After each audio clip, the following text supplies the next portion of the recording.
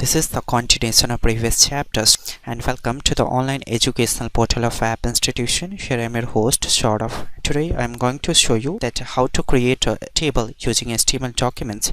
So let's achieve in Hindi language. Guys, हम web design के respect में HTML language के चैप्टर्स को कंटेन कर रहे हैं जिसमें आज हमें HTML टेबल का फर्स्ट कोडिंग देखना है। हमने यहाँ पे एक एग्जाम्पल्स को डिफाइन किया है कि मुझे इस तरह के टेबल को बनानी है, तो मैं कैसे बनाऊंगा। तो टेबल बनाने से पहले आपको ये पता होना चाहिए कि इस टेबल में कितने रो और कितने कॉलम्स हैं। क्लियर? तो जो हॉरिजेंटल लाइंस होते हैं उनको हम रोज कहते हैं और जो वर्टिकल लाइंस होते हैं उनको हम कॉलम्स कहते हैं। HTML में रोज को बनाने के लिए हम tr टैग का उपयोग करते हैं और कॉलम को बनाने के लिए हम td टैग का उपयोग करते हैं।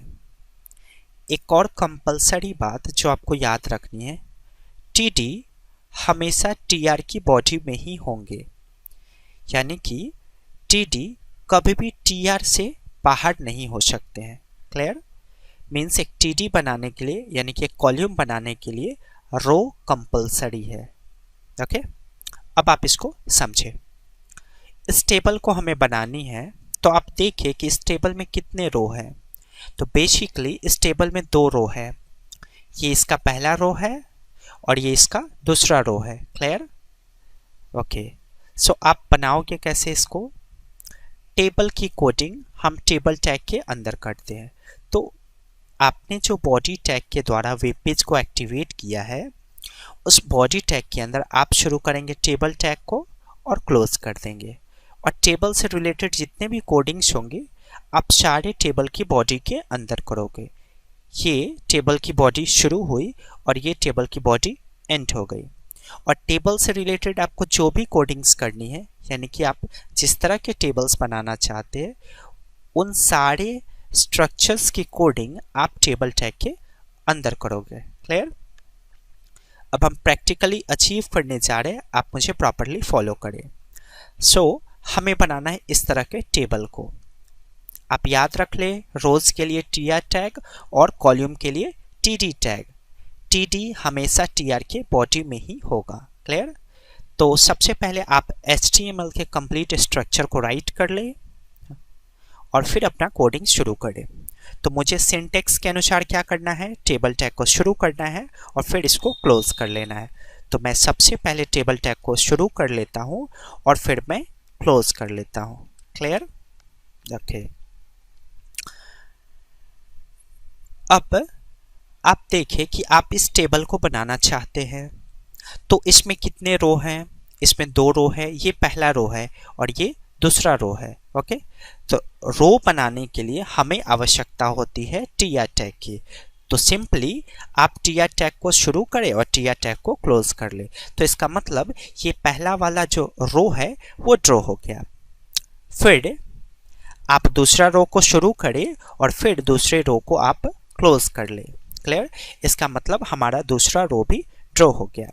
अब आप देखिए कि पहले वाले रो में कितने कॉलम्स है। ऑब्वियसली कॉलम्स कहा जाता है बॉक्सेज को, तो पहले वाले रो में एक बॉक्स है यानी कि एक कॉलम है। तो सिंपली हमने आपको क्या बताया, कभी भी tr टैग की बॉडी में होंगे। तो पहले रो की बॉडी कहां से कहां तक है, ये पहले रो की बॉडी शुरू हुई और ये पहले रो की बॉडी क्लोज हो गई। तो पहले रो में जितने भी डब्बे होंगे यानी कि जितने भी कॉलम्स होंगे उन सारे कॉलम्स की कोडिंग हम tr टैग के बीच में करेंगे। ओके, सो सिंपली पहले रो में एक कॉलम है यानी कि हमें एक बार td टैग शुरू करना होगा। td टैग हमने शुरू किया तो इसका मतलब हमने इस बॉक्स को बना लिया। अब आप इस बॉक्स में क्या लिखना चाहते हो, 1। सिंपली आप td टैग को क्लोज कर दीजिए। क्लियर?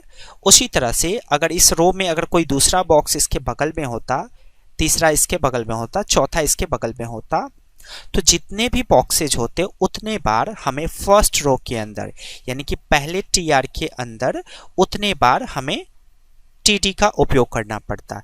तो हमने क्या किया, पहला रो शुरू किया, पहला रो बंद किया और पहले रो के अंदर हमने एक कॉलम बनाया टीडी टैग की मदद से, यानी कि फर्स्ट रो में एक डब्बा हमने बनाया।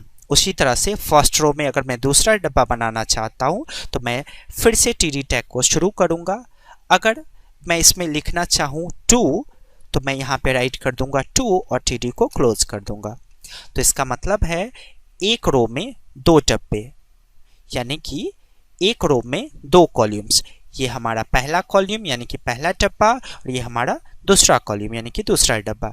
फिलहाल हमें डिजाइन के अनुसार एक रो में एक ही डब्बा बनाना है। इस डिजाइन के अनुसार एक रो में एक ही डब्बा बनाना है, इसलिए मैं पहले रो में एक ही बार टीडी शुरू करके बंद करूंगा। फिर अगले पे मूव करते हैं। ये जो अगला रो है इसके लिए हमने कोडिंग किया है दूसरे टीआर से। अब आप देखिए कि इस रो में कितने कॉलम है। सिंपली इस रो में भी एक ही कॉलम है, यानी कि एक ही डब्बे है। तो आप क्या करोगे, इस टीआर के अंदर फिर से एक बार टीडी टैग शुरू करोगे। जैसे ही आपने टीडी टैग शुरू किया ये बॉक्स ऑटोमेटिक डेवलप हो गया और आप इस बॉक्स में क्या लिखना चाहते हो, 2। अब आपको इस बॉक्स को क्लोज करना होगा, यानी कि टीडी टैग को बंद करना होगा। ओके, सो सिंटैक्स के अनुसार हमने टेबल टैग को शुरू किया, यानी कि टेबल की बॉडी को शुरू किया और टेबल की बॉडी को इंट कर लिया। डिजाइन के अनुसार इस टेबल में 2 रोज थे, ये पहला रो और ये दूसरा रो, इसलिए हमने 2 बार टीआर टैग को शुरू किया। ये पहला टीआर टैग शुरू किया हमने और टीआर को लॉक कर लिया। फिर हमने टीआर शुरू किया, फिर टीआर को लॉक कर दिया। तो ये हमारे फर्स्ट रो की कोडिंग और ये हमारे सेकेंड रो की कोडिंग। अब पहले रो में आप देखोगे कि कितने बॉक्सेस हैं। तो बेसिकली पहले रो में एक बॉक्स है, तो मैंने एक बार टीडी को शुरू किया, टीडी के कंटेंट को राइट किया, फिर मैंने टीडी को क्लोज किया। ओके, फिर आप देखोगे दूसरे रो में कितने डब्बे हैं। तो दूसरे रो में एक ही डब्बे है, आप डब्बे कहो या कॉलम कहो, बात एक ही है। तो मैंने एक बार टीडी टैग को शुरू किया, मैंने कंटेंट राइट किया और फिर मैंने टीडी टैग को क्लोज कर दिया। ओके, अब आप इसको सेव करके देखें। मैंने इसको पहले से ही टेबल के नाम से सेव करके रखा है, आप इसको प्रीव्यू करें।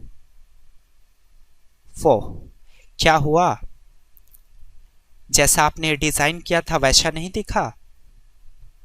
सिंपली इस डिजाइन में बॉर्डर्स है इसलिए ये नजर नहीं आ रहे। तो ऐसा करने के लिए आप सेम आपने टेबल बना दिया, इतना करने से आपने टेबल बना दिया।